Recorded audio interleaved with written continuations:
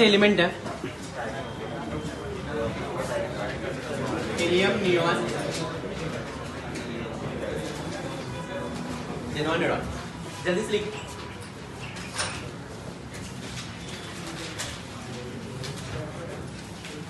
आपको इतना तो पता ही होगा कि हीलियम का इलेक्ट्रॉनिक कॉन्फ़िगरेशन 1s2 होगा, राइट। इसका electronic configuration n s2 1s2 है। बाकी सबका इलेक्ट्रॉनिक कॉन्फ़िगरेशन नियॉन से लेके यहाँ तक ns2 n36 होगा, राइट। बस इसमें अपने को ज्यादा पढ़ना नहीं है। देखो यार, आपको एक ये तो पता होगा, टॉप टू बॉटम आओगे तो एटॉमिक नंबर क्या होगा, एटॉमिक मास क्या होगा, साइज क्या होगा, पक्का। अगर टॉप टू बॉटम आ रहे हो तो टॉप टू बॉटम में फिर साइज इंक्रीज होगा, ionisation energy, ionisation energy, electron gain enthalpy, general है, ये जनरल है ये वाला, राइट। वैसे अगर इनके बारे में पहला पॉइंट ये आपको याद रखना चाहिए, इलेक्ट्रॉन गेन एंथैल्पी में यूजुअली कहीं भी अगर आप एटम को इलेक्ट्रॉन दोगे तो ये एनर्जी क्या करेंगे, लेकिन इनके केस में क्या होता है, एब्सॉर्ब होता है, राइट। तो इसमें पहला पॉइंट आपको याद रखना चाहिए। अच्छा तो लिख लीजिए कि ये आपने लिख लिया क्या, तो जल्दी से ये पॉइंट लिखिए।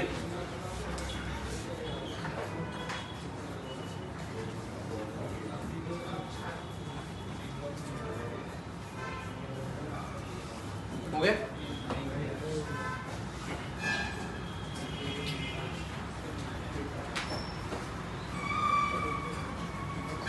हो गया ना। लेकिन इसमें कि इनका जो इलेक्ट्रॉन गेन एंथैल्पी होगा एंडोथर्मिक प्रोसेस होगा या एक्सोथर्मिक प्रोसेस, क्या होगा, एंडोथर्मिक होगा। यहाँ पे एनर्जी भी एब्सॉर्ब होगा। लेकिन इसमें कि electron gain enthalpy is endothermic process.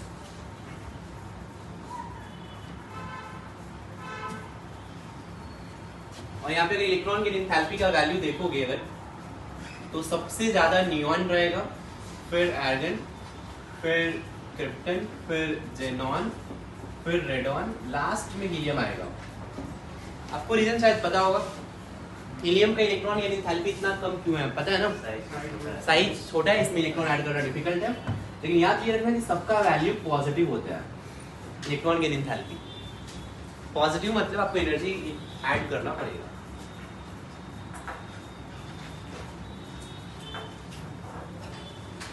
Right. आगे की बात करें तो चलो टॉप टू बॉटम आओगे। बॉइलिंग पॉइंट क्या होगा, तो melting point and boiling point में कोई एक्सेप्शन नहीं है, ये इंक्रीज होगा। वहीं पे लिखो melting point and boiling point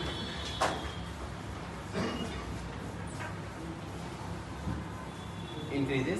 next thing, density में टॉप टू बॉटम यूजुअली क्या होता है, डेंसिटी यूजुअली क्या होता है, यहाँ पे कोई एक्सेप्शन नहीं, डेंसिटी इंक्रीज होता है, लेकिन मास भी बढ़ता है, मास बहुत ज्यादा बढ़ता है, ठीक ना। Density top to bottom usually increase होता है, ठीक। दे दो गया इनका जनरल प्रॉपर्टी। बस एक लाइन आपको याद ये रखना है कि बॉइलिंग पॉइंट सबसे कम किसका होगा, हीलियम का। और हीलियम का भी मैंने बात किया, सिंस मास इसका बहुत ही कम है तो इसका इफ्यूजन का रेट बहुत ज्यादा होगा क्या, पक्का। तो लाइन लिखी इसमें कि नोट पे तो लिख लो ये कि हीलियम हैज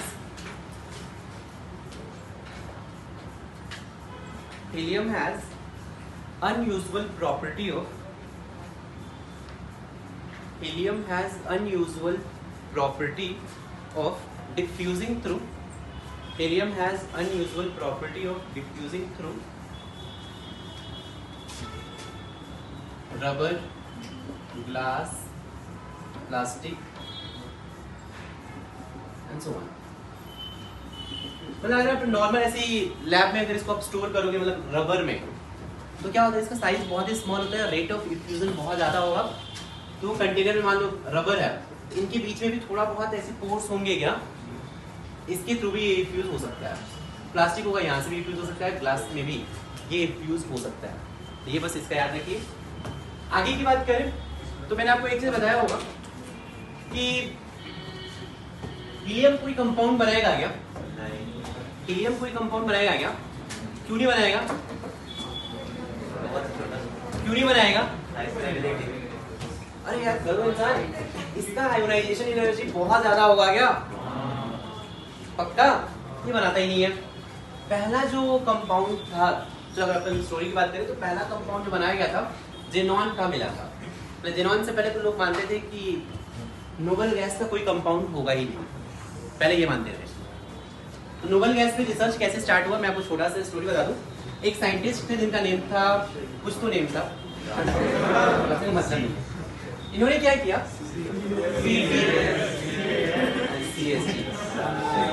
इन्होंने क्या किया, PTF6 का रिएक्शन O2 के साथ किया, ठीक। और ये भी रिएक्शन वैसे एक्सीडेंटल ही था।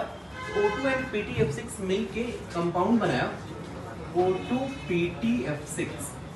ये +1 है, याद रखना, -1 है। तो यहाँ पे O2 पे +1 चार्ज है, ऑक्सीजन का ऑक्सीडेशन नंबर यहाँ पे क्या होगा, ऑक्सीजन का ऑक्सीडेशन नंबर +½ होगा ना। अब हुआ क्या कि जैसे ये कंपाउंड बन गया तो एक डेटा अपने पास था कि ऑक्सीजन O2, O की बात नहीं कर रहा हूँ, O2 की बात कर रहा हूँ।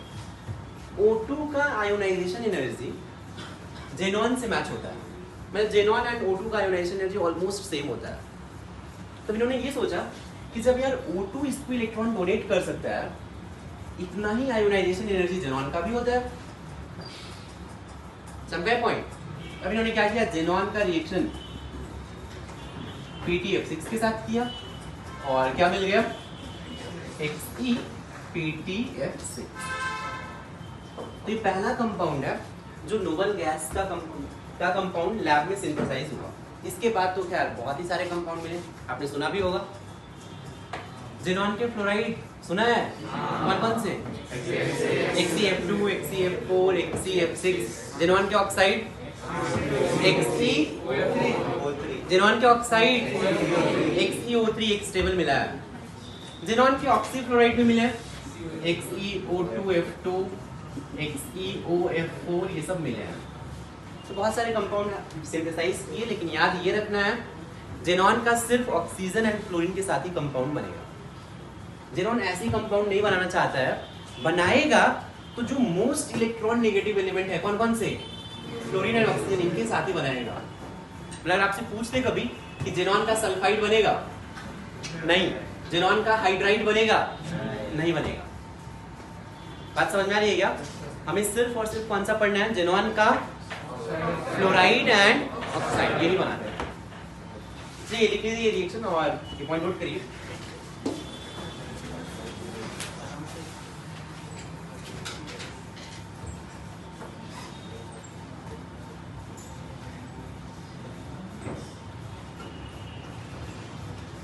वैसे साइंटिस्ट का नेम था बार्टलेट, आपको मतलब नहीं है, ठीक ना, BARLETT बार्टलेट।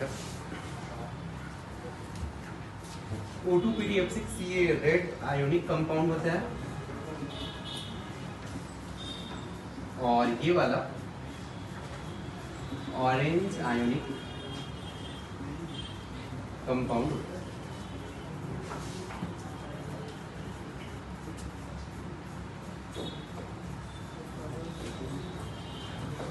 हो गए सबके?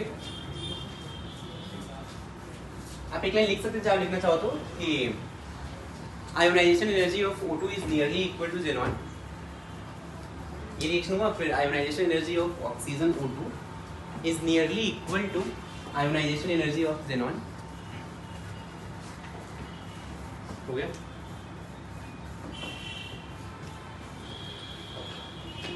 आपको इस चैप्टर में सबसे पहले याद क्या रखना है, जितने भी हो गया सबके, जितने भी इनके फ्लोराइड हैं, जितने भी ऑक्साइड हैं, जितने भी ऑक्सीफ्लोराइड हैं, इनके तो पहले स्ट्रक्चर ड्रॉ करने आने चाहिए, जो कि हमने कहाँ सीखा था, सिलेबस में आपको दे रहा हूँ, फटाक से ड्रॉ करिए।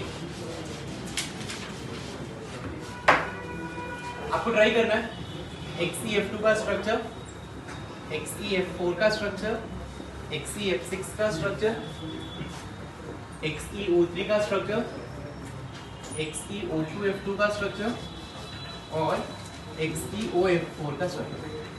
6 स्ट्रक्चर आप फटाक से ड्रॉ करिए।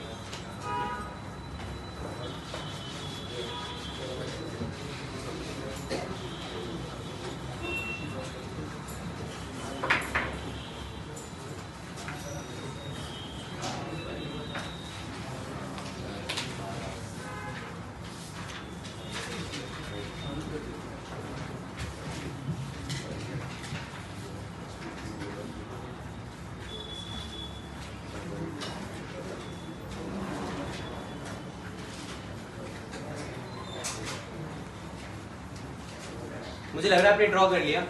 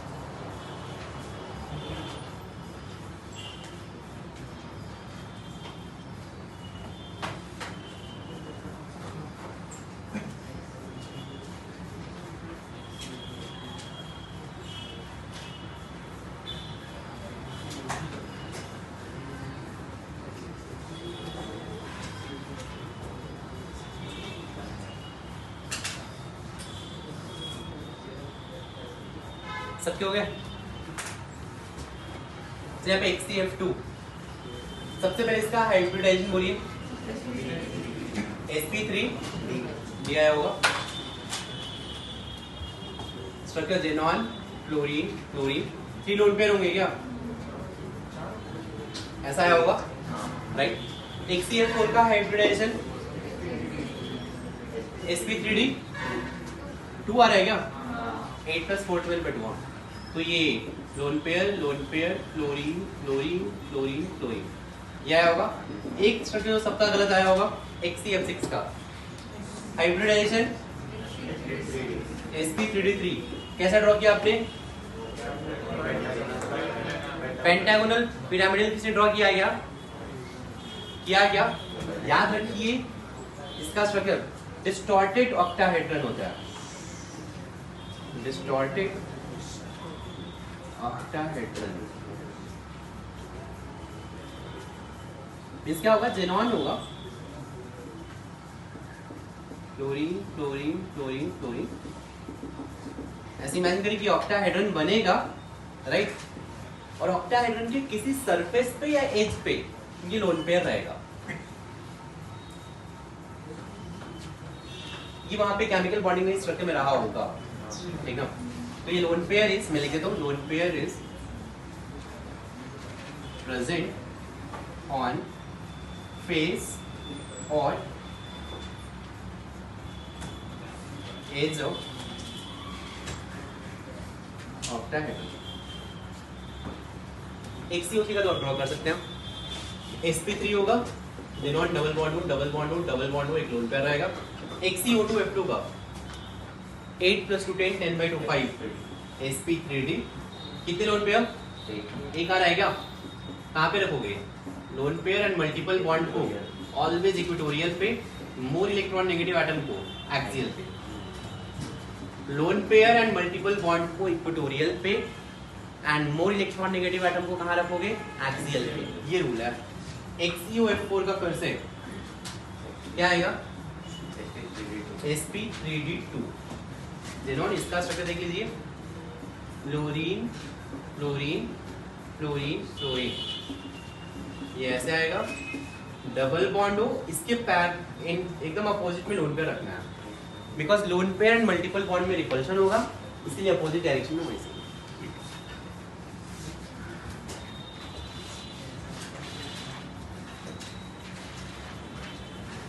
प्रिपरेशन ऑफ xenon chloride,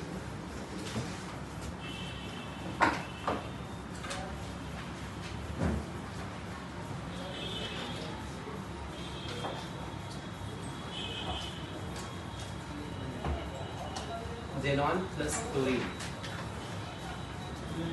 देखो यार, xenon एंड क्लोरीन रिएक्ट करोगे तो xenon के कितने फ्लोराइड होते हैं? 3। क्या क्या बन सकता है? XCF2, XCF4 and XCF6। तो कौन सा बनेगा डिपेंड करेगा इनका मोलर रेशियो क्या है। अगर फ्लोरीन बहुत ही कम है, xenon एक्सेस में है, तो क्या बनेगा? XCF2 बनेगा क्या? लेकिन अगर xenon है और फ्लोरीन बहुत ही ज्यादा है, एक्सेस में है, फिर क्या बनेगा, XeF6 बनेगा। पॉइंट समझा? मतलब अगर इनका मोलर रेशियो ऑलमोस्ट 1:20 इतना हो तो XeF6 गैसेस बनता है। लेकिन जेनॉन एंड फ्लोरीन का रेशियो, मोलर रेशियो अगर 1:5 हो, ये क्या लिख रहा हूं, तो दिस इज मोलर रेशियो 1:5 ऐसे इंटरमीडिएट में है, तो ये XeF4 बनता है। नोट कर लीजिए,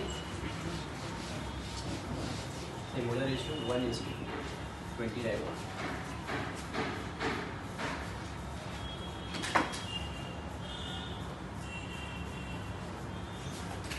हो गया। एक रिएक्शन आप और लिख सकते हैं, XeF4 प्लस O2F2। ये रिएक्शन आप इजीली प्रेडिक्ट कर सकते हैं। O2F2 के बारे में मैंने एक चीज बताया है, फ्लोरिनेटिंग एजेंट है क्या, तो ये इसको फ्लोरीन सप्लाई कर देगा, क्या बन जाएगा, XeF6 प्लस, बस ये प्रिपरेशन है तीनों की।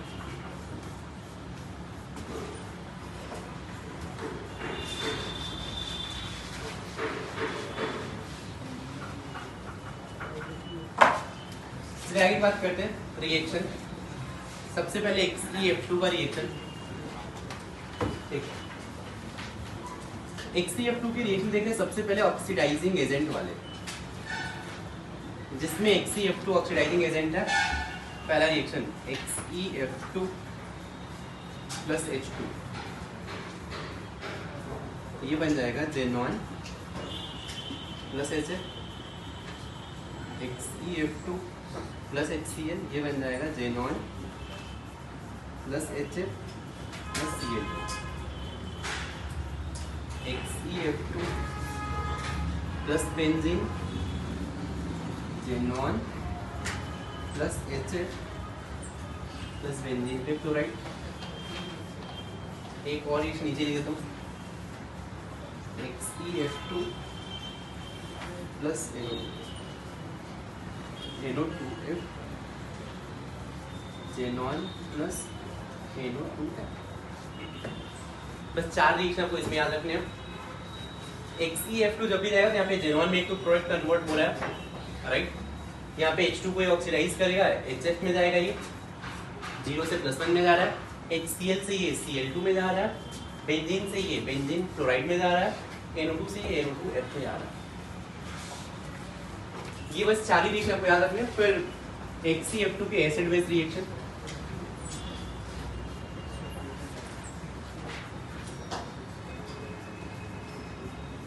XeF2 SbF5 लेविस एसिड है, XeF2 प्लस PF5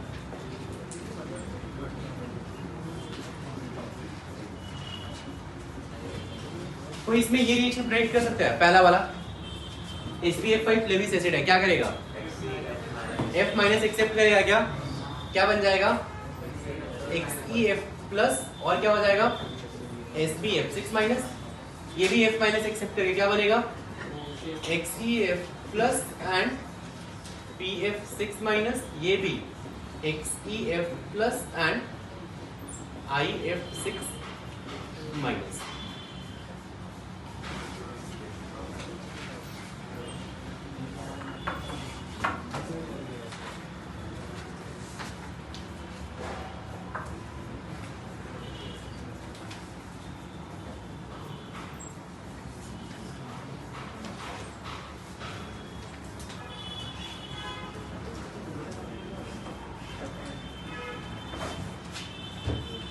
हो गई, नोट कर लिया आपने, तो जल्दी करिए।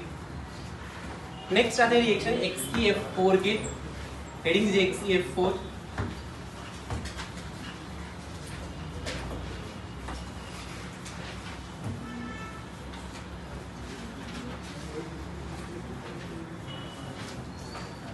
हो गया, इसमें भी कुछ मत करिए, फिर से रिपीट कर लीजिए पूरा, ध्यान से सुनिए आप। यहाँ पे XeF2 दिख रहा है क्या, XeF4 करिए, XeF4 प्लस H2 फिर से जेनॉन प्लस HF बनाता है, XeF4 plus HCl xenon plus HF plus HCl बनाता है, XeF4 plus benzene xenon plus HF plus chlorobenzene, XeF4 xenon plus NO2F बनाता है।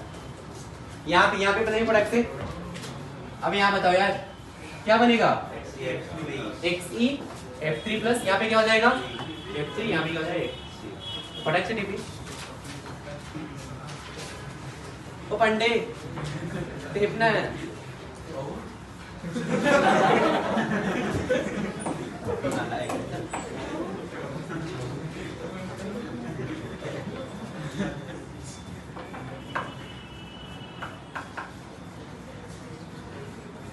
हो गए सबके?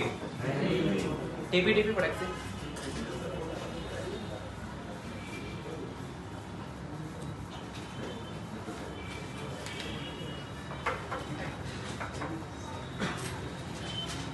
मुझे लग रहा है आपने लिख लिया।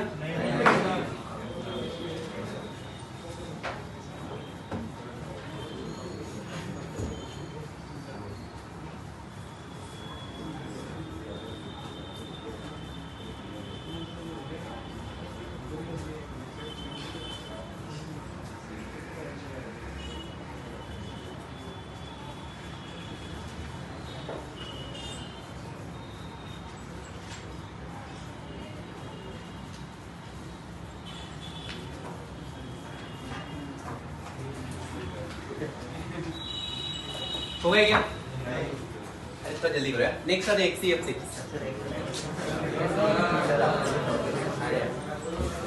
सही काम करो, XeF6 में लिखो ये लाइन। आना तो अपना दूरी के चैप्टर। XeF6 में चलिए फिर से बात रिपीट करिए। ऑक्सीडाइजिंग एजेंट और एसिड बेस रिएक्शन फिर से सेम होगा, समझ गए होंगे आप। XeF6 प्लस H2 क्या बनेगा, ज़ेनॉन प्लस HF बनेगा, बैलेंस नहीं किया बस मैंने। XeF6 में लिखिए कि oxidising agent and acid base reaction same.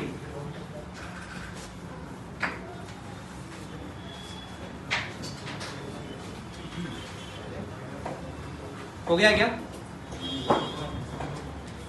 Heading दीजिए XeF6 और इसमें लिखिए कि oxidising action and acid base reaction same. जो आपने पहले लिखा है वही होगा, बस इसमें 2-3 रिएक्शन और एक्स्ट्रा है, बस वो लिख देता हूं मैं। XeF6 को हीट करोगे, बस ये ध्यान में रखिए। तो ये बनता है XeF2 plus XeF4 plus F2। XeF2 plus XeF4 plus F2 बनता है अगर XeF6 को हीट करोगे। Second reaction XeF6 plus SiO2, एक याद रखिए ये बनता है SiF4 प्लस XeOF4। और एक और reaction metal chloride plus XeF6 है। ये रिएक्शन पहले टाइप की सिमिलर है। Metal is sodium potassium rubidium caesium. कोई प्रेडिक्ट करेगा क्या बन जाएगा? M प्लस बनेगा और क्या बनेगा? XeF7 minus. हो गया भाई। तो बस इसमें आपको ये पूरे रिएक्शन है 18 ग्रुप के, ठीक। आपको 3 रिएक्शन जो लर्न करने हैं, कौन-कौन से, मतलब ये अगर आप लर्न करो, एक तो ये रिएक्शन है XeF4 प्लस O2F3 वाला, थोड़ा याद रखिए। 2 रिएक्शन ये याद रखिए, थोड़ा डिफरेंट है, राइट। बाकी तो कॉमन ही है। इसके बाद बस तीनों के हाइड्रोलिसिस पढ़ने आपको आता है पक्का? फिर से रिपीट कर लेते हैं। हाइड्रोलिसिस चलिए जल्दी से एक बार फिर से लिख लीजिए, आपको याद हो जाएगा।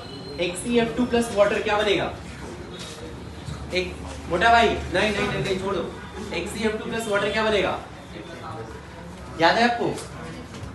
Xe plus HF plus O2, balance कर लेना, याद है क्या?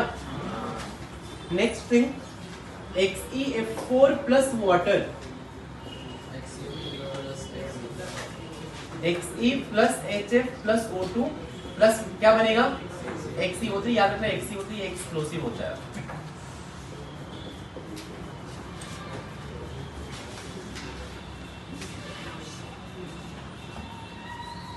ये reaction XeF6 plus water, last में बता दो यार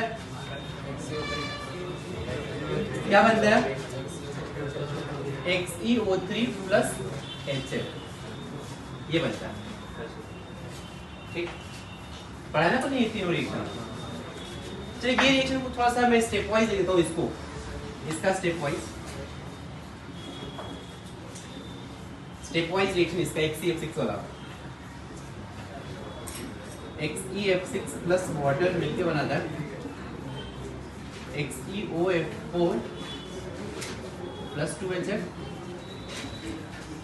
XeOF4 प्लस वाटर मिलके बनाएगा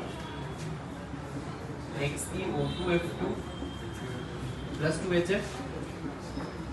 XeO2F2 प्लस वाटर मिलके बनेगा XeO3 प्लस 2HF। ये एग्जैक्ट रिएक्शन होता है। तो अगर आप ये ऐड करेंगे, अगर आप तीनों को ऐड कर देंगे तो क्या बनेगा XeF6 प्लस वाटर 3 मॉलिक्यूल, तो ये बन जाएगा XeO3 प्लस 6HF।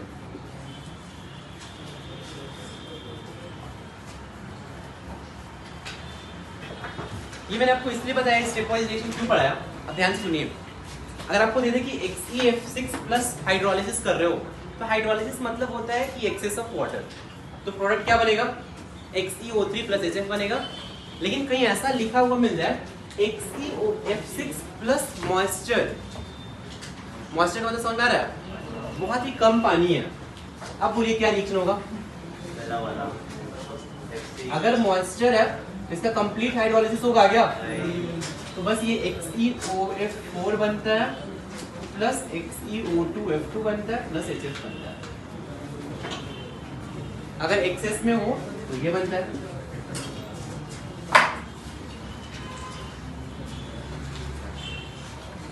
चलिए हो गए सबके, जल्दी नोट करिए।